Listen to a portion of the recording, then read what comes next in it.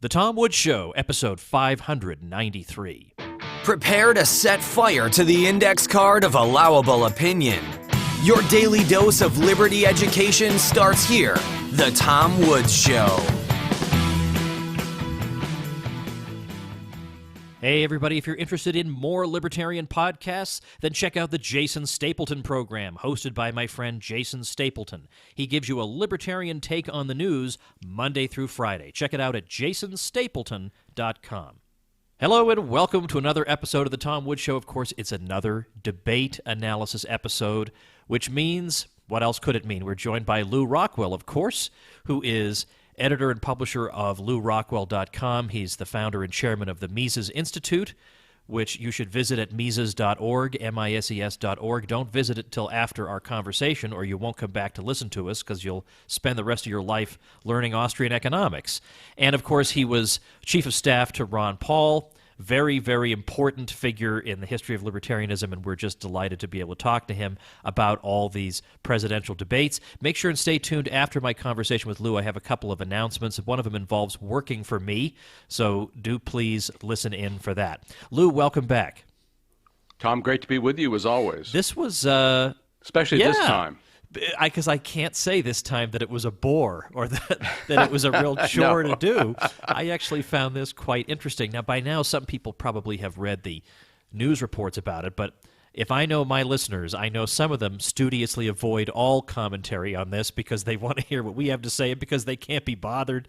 And so we'll talk about it. But it was, even before I read the article that you linked to at your political theater blog, which, of course, we link to that on our show notes page, tomwoods.com/593. You really should read Lew Rockwell's political theater blog regularly.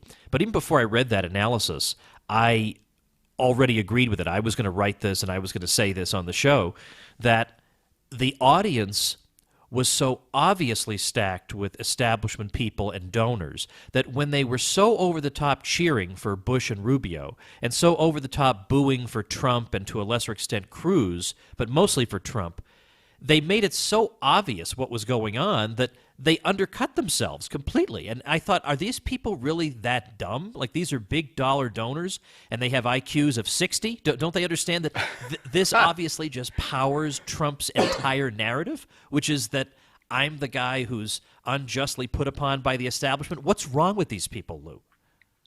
I thought it was interesting that even Rupert Murdoch had a tweet a day or so before the debate saying the audience was going to be stacked against Trump, and so expect a lot of booing. Yeah. And my guess is he thought it was going to redound to help against his people and to help Trump, and I think there's no question it did. Of course, they booed him even louder when he said, "You people are just a bunch of donors and lobbyists." And my favorite line at one point, he said, "Look, folks," he said, "look, lobbyists, I'm just telling the truth." I know. And so they boo, boo, boo, So it was that was, I think, tremendously helpful for him. And it sounded like the Roman Colosseum or something. I mean, it was over the top, it seems to me, even if you were a Bush or Rubio partisan. And of course, it hurt them. It helped Trump. It was a great, once again, just like the last time, the RNC, steps on its own foot and messes up and helps Trump. It goes to show how little experience they have being, in effect, the underdog, being in a situation in which they can't control events. Apparently, they don't really know how to control events. They're used to things just falling into their lap, that the coronation of the preferred candidate just occurs automatically, and they don't have to engage in, in any kind of special effort. But it's good for them because they're terrible at it, obviously. And I always like the Drudge poll, which I think reflects a lot about Republican primary voters. And I noticed this morning, and it's 712,000 people voting. Trump gets 52%, Cruz 23%, 29 points behind. Rubio 13, Kasich 5.5%, Bush a little bit over 3%, and poor Ben Carson a little bit under 3%. I think that's an accurate analysis. The Politico has always, after every debate, they have what they call the insiders, a bunch of anonymous party hacks from whatever state the debate took place. This case, South Carolina, giving their view. And it was the unanimous view by these insiders that, as one guy put it, Trump has made a galactic level error by criticizing in South Carolina George W. Bush and his Iraq War. Of course, I think and certainly hope that was not an error. One of the great things ever said in a debate. Really, Trump is the most anti-war candidate. Sam Stein this morning on Morning Joe was asked about this, and he said, well, they're all saying Trump, which is what they were discussing, Trump's temperament is wrong to be president. He said, here's a guy who says, we shouldn't have gone into the Iraq War, shouldn't have attacked Libya, shouldn't attack Syria. He says, that's the kind of temperament I wanted as president. Yeah, Right. That's right. Whereas these other guys are all ready to nuke everybody on a moment's notice. And of course, we know what I can understand what people are saying about Trump's temperament in that, he fires back at people and he insults people and he has nasty tweets and so on. But if I had to choose between a nasty tweet and the war in Iraq, I think I know where I'd come down. Now, again, Trump's problems also came through certainly in the debate, and there's no question about that. But on the war question, for him to say, now I don't think he's got a profound grasp of the situation any more than anybody else on the stage does, but at least he gets that the war obviously did destabilize the Middle East. I mean, what else could you possibly conclude from that? I loved his line against Jeb, where he said, look, after Jeb announced, he had to wait 5 days to decide whether he thought the Iraq war had been a good idea or a bad idea. And after 5 days, his handlers basically told him to say it was a bad idea. And we all know that's true. Is there anybody, including a Jeb supporter, who would deny that is precisely what happened? And why does that count as an insult? And by the way, it's my experience in looking at this stuff for all this time, that Trump may insult people, but only after they insult him. We've had other, opponents say he's vulgar, he's a clown, he's a circus performer, and those sorts of things. Then he comes back. I'm not aware of him ever going after anybody in those terms who didn't go after him first. When he talked in the debate about being a conservative and saying that I'm older and wiser now, so implicitly saying stop holding against me views that I held in the past, when he said that I'm a conservative, but I think of myself as a common sense conservative because I don't agree with some of the ideas, what I took that to mean things like, I don't agree with, for example, people who say, they never mean it, but who say we have to really cut back on the welfare state. To some degree, he wants to cut back on the welfare state, I think, but in terms of Social Security and Medicare, he wants to shore those things up. And so this really does remind me of why it is so apt to apply the ideas of Sam Francis here. When Sam Francis was talking in the 1990s about the middle American radicals, he wasn't talking about people who were doctrinaire libertarians or doctrinaire conservatives, but he was talking about Americans who were against PC and who generally were against big government, so-called, but still just wanted to have a government that was in their interests and not in the interests of others. Also, as Sam would have pointed out right at the top, against immigration, or at least the mass immigration of the sort we're seeing now. Right. So I think that is exactly the group of people Trump is trying to appeal to. He's not trying to appeal to people who want to abolish Medicare, all 18 of us. He's going for the general public who have a kind of common sense feel that something has gone wrong somewhere. We should say something about Scalia, Scalia's death. That I'm going to try and do an episode this week if I can schedule Kevin Gutzman just on the legacy of Scalia. But that's obviously hovering over the debate and over really all the news over these number of days because, of course, there's nothing constitutionally to stop Obama from nominating a successor. And I personally, there are decisions that Scalia made that I don't like, and I think on the drug war he was not reliable, let's say, but I think for people who are obsessed with criticizing Scalia, wait till you see his replacement, and you will be begging to have him back, is my personal feeling. Well, I think that's right. I think he was a good man personally, a seriously religious man. I didn't like his stance on executive power, for example. That's true, too. But he was so smart. It was just nice to see somebody in Washington who's brilliant. This is not a common occurrence. and his opinions on the court, especially his dissenting opinions, were just vivid, and they just popped off the page. And no wonder he had the influence he did. So I think there's no question that whoever ends up being, whether the Republicans do it or the Democrats do it, it's going to be somebody far worse. And I think the Republicans have to watch it when they all say, no, you can't, we're not going to let Obama do it. Well, as soon as Congress is out of session, Obama's going to appoint an interim person, Loretta Lynch or whoever he's talking about, who will be there for some time. And there'll be all kinds of cases this person will vote on, and how shall I say, she won't be voting like Scalia would. Yeah, exactly. And these are some pretty important cases coming up. And this, of course, goes to show they're talking about this in the midst of a debate that centers around democratic elections. And the key topic of that debate, or one of the key topics certainly, was the issue of Scalia and his replacement. And they're all saying, if this guy is replaced by some leftist, then you're not going to believe all the terrible things that are going to happen, which goes to show that the system really is a sham, that here we are on stage talking about which one of us you should vote for, but basically we're helpless to stop, at this point, somebody being appointed on the court who can make sweeping decisions about matters of tremendous importance, and there ain't nothing the people can do about that. Really, there isn't anything they can do. There's nothing. They're just stuck with that situation. You know, I remember Joe Sobran being asked about wasn't the British system as compared to the American system so terrible there that really just a majority of Parliament, of the 600 odd members of Parliament, could change the British Constitution. And he said that's right, unlike in America where 5 out of 9 guys can change the American Constitution. Right? That's, of course, they're just, this is not this is not what we were taught in school.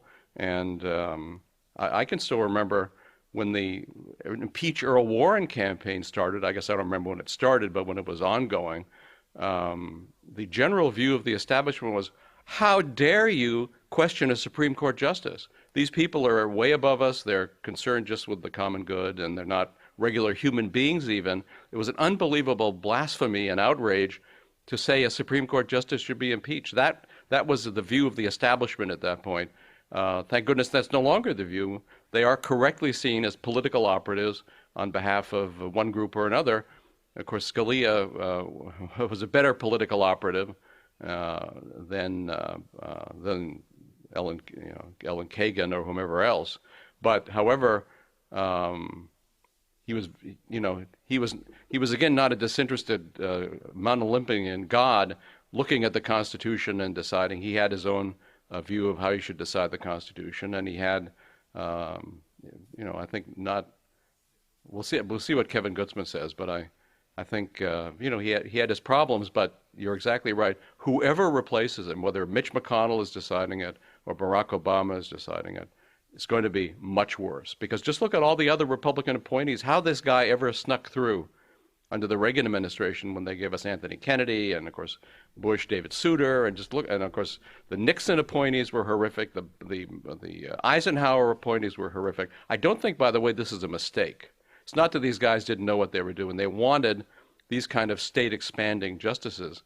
And just by happenstance, Scalia got in there, and so we can be very grateful. Isn't it funny that in the debate, Jeb said, when he was asked about this, and I thought that the moderators actually asked some pretty good questions. They asked, a lot of conservatives have been very disappointed by the appointees of conservative or Republican presidents, and what do you think about that?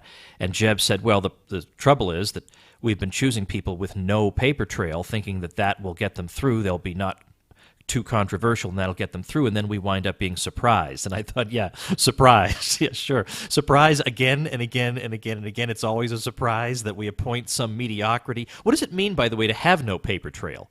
Wouldn't that mean, by definition, that you're some kind of mediocrity who's never said anything worth saying? Or, Well, the idea that the American police state is saying, oh, gosh, we can't actually look into this guy's real views.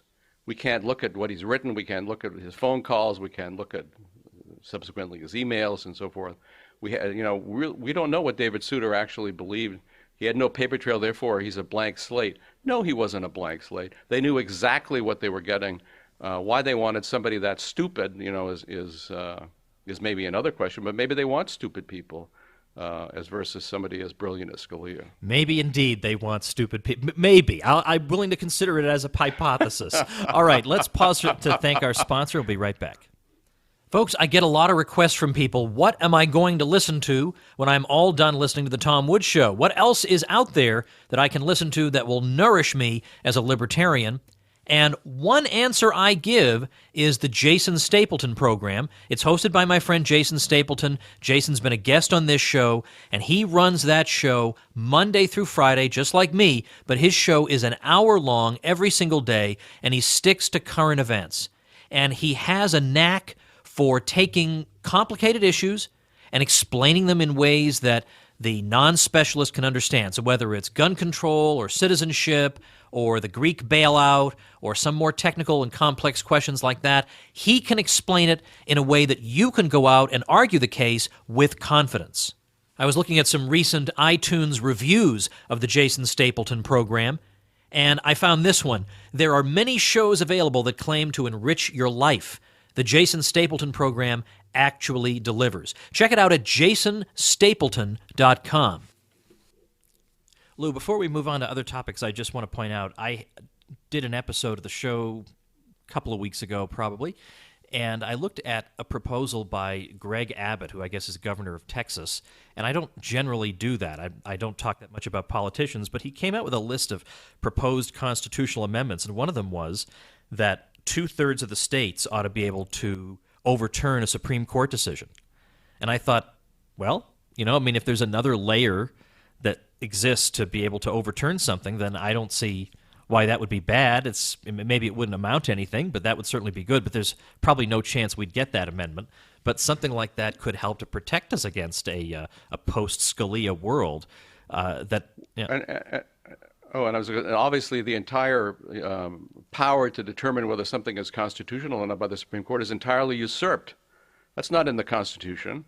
This is the evil John Marshall, who did so much to wreck the new U.S. government, and they have no more right to do that than the Congress or the people or the states or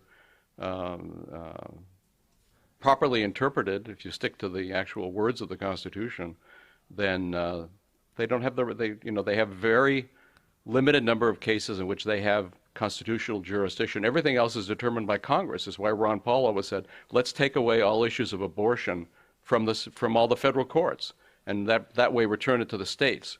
The pro-life movement, which is just a lying outpost of the Republican Party, always opposed that and was horrified by it. But had Bush and the Republicans actually wanted to make an improvement, go back to a decentralist view, but of course they laughed at Ron Paul over that because they all like the way the system works. They're all part of the system. There's actually very little dissent in Washington over the American system, which needs, as I think more and more Americans are believing, a wrecking ball taken to it. Let's see. What do I want to say here? I've jotted down something about Carson for some reason. Oh yeah, no, didn't you? I loved it when poor Carson gave his phony Stalin quote. It's one of those things that dates from, I guess, the 50s of when he said, "Well, as Stalin said, to undermine America, all we need to do is hurt their spiritual life, end their patriotism. It sounds like a fake abolish quote. their morality." Yeah. Well, it's a fake quote. It's like the Lenin one. If we can undermine America's religious views, it will fall like a rotten fruit into our hands. These are just, these things are all obviously made up. They're from the 50s. He said it so seriously that he obviously believes it. But why you can't, as you say, look at that and know it's phony, I don't know. And there was that. And apparently in his book, he's got fake quotes from the Founding Fathers. And everybody falls for these. And the worst, if I may digress for a moment, the worst perpetrators of this are the greenbackers. Even Bill Still, who is the biggest greenbacker of them all, has a page on his website of fake quotations that he's sorry that he uttered, which is an unusual thing for people to apologize for uttering fake quotations.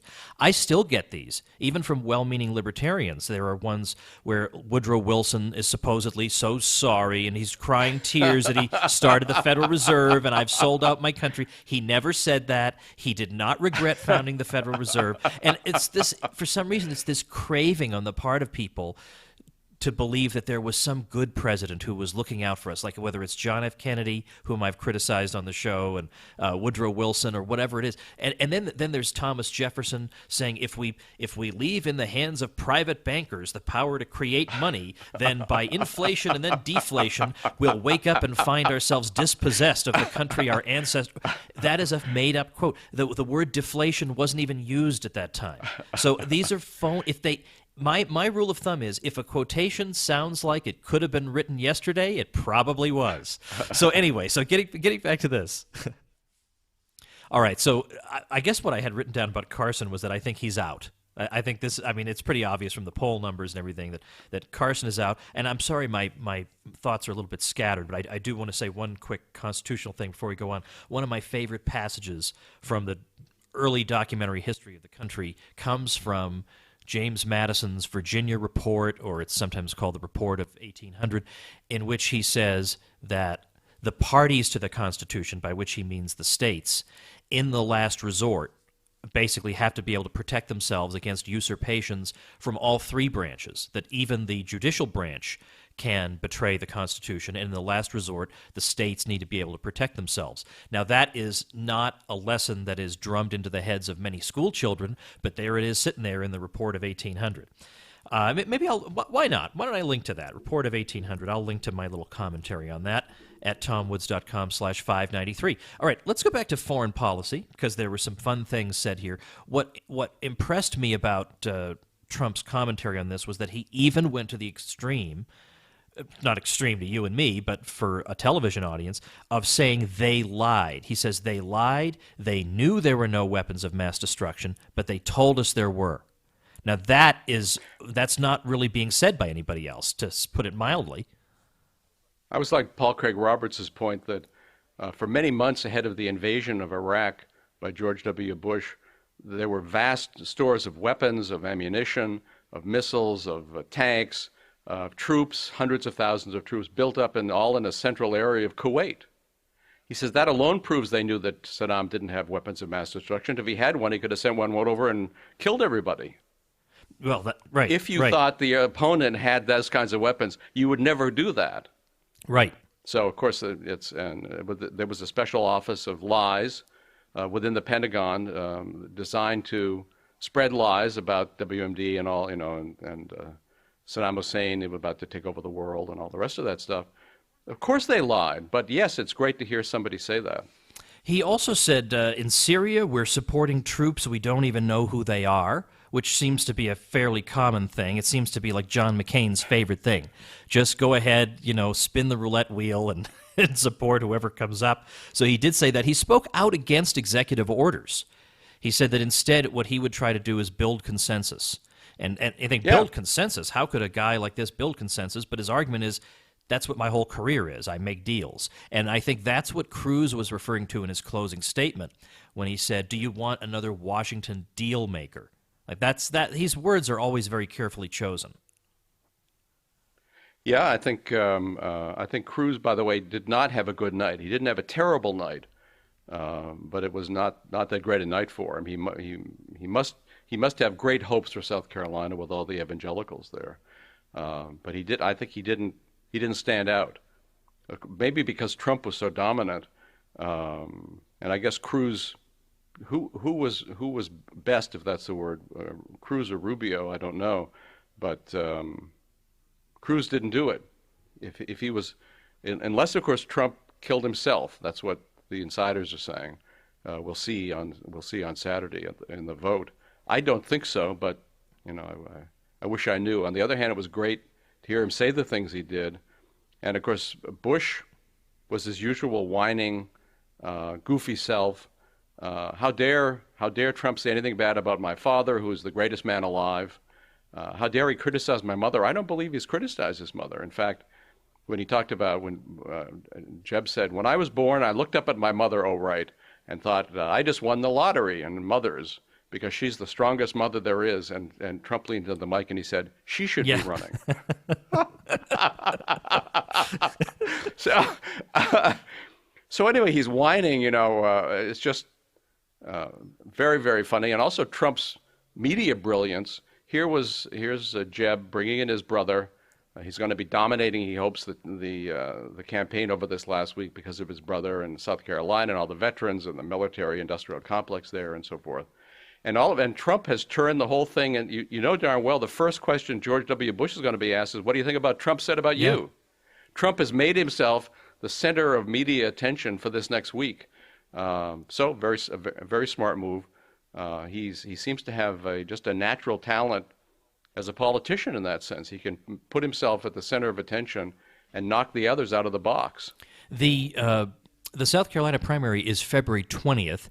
So wait, can that be right? It is. Yeah, that's right. So that means, well, what does that mean? Does that mean that after that, Kasich drops out, or do you think he struggles along?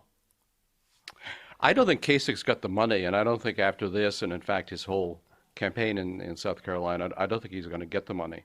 I mean, he has to be the most annoying candidate. First of all, he always goes way over the time limit. He's very boring. It's the same stuff about, look, I was head of the Foreign Policy Committee for 18 years, and that sort of thing. Also, he's the most moral guy. Yes, let's have no negativity. By the way, this guy's has a very negative record in politics in the past. Let's have no negativity. Let's just talk about what's good for America, and let's talk about the fact that I'm the great moral leader because I wanted to expand Medicaid and expand welfare, and that means I'm a moral guy. And I noticed that the moderator of the debate, quoting Arthur Brooks, the evil neocon Arthur Brooks, as saying that Republicans must, be warriors for the poor, meaning expand the welfare state. You could be a warrior for the poor, actually want to help the poor, get rid of the welfare state, get rid of all the things that hurt the poor. But of course, neocons aren't talking about that. Go ahead. Well, I was going to say on. But I think Kasich is gone. Yeah. Yes. Okay, he's got to be, and it seems to me Carson's got to be gone. And I mean, I don't know how much money he's got left. That he apparently wants to stay in as long as he's got money, but his fundraising can't be going well. He's got a notoriously very high-cost fundraising operation, sort of the opposite of Bernie Sanders. So my guess is he'll be in it as long as he's got money. If he's out of money after South Carolina, then he's out.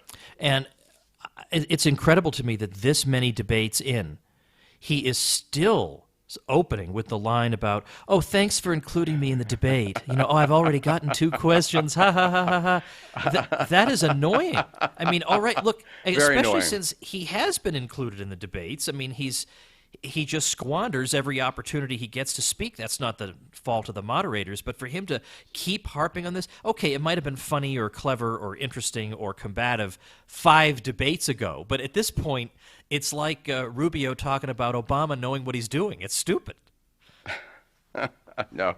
And speaking of stupid, of course, Rubio, I guess, had a better debate than the previous one. He didn't seem like a robot, but I always like it when he talks about we need a new American century. It reminds me of the Project for a New American Century, the great neocon blueprint for world war and world conquest and world destruction. Right, so that's no accident. He's part of that. No, it's not an accident. That's part. And of course, he also brought up Israel, which of course must always be mentioned.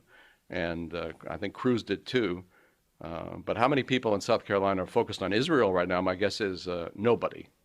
Well, on that note, Lou, we will call it a day. I'm going to link to, I'll find something to link to. That Report of 1800 thing, for instance, at the very least, and also to all your stuff, some of your books, link to the Mises Institute, LouRockwell.com, especially the Political Theater blog, which is, I just don't know what I would do without. I would struggle along somehow, but it would be a less happy, less fulfilled life if I did not have your very, very enjoyable, very informative Political Theater blog. I'd check I can't even tell you how many times I check it because I would be embarrassed to tell you. But anyway, I really appreciate your time, and I don't know when the next one is, but we'll be there. Tom, great to be with you on the greatest podcast on the air. Thanks so much. The Tom Woods Show. All right, everybody, a couple quick things before I let you go. I was mentioning last week that the next few months are going to be a bit of a challenge in the Woods household. And as a matter of fact, we could use the services of a nanny for a few months. Now, we live in Topeka, Kansas, so you need to know that. We have 5 girls who are wonderful, but there are 5 of them after all, ranging in age. Let's see, they go 12, 11, almost 10, 6, and almost 2. We can give you a place to live that'll be quite comfortable if you need that, and obviously we'll pay you, needless to say.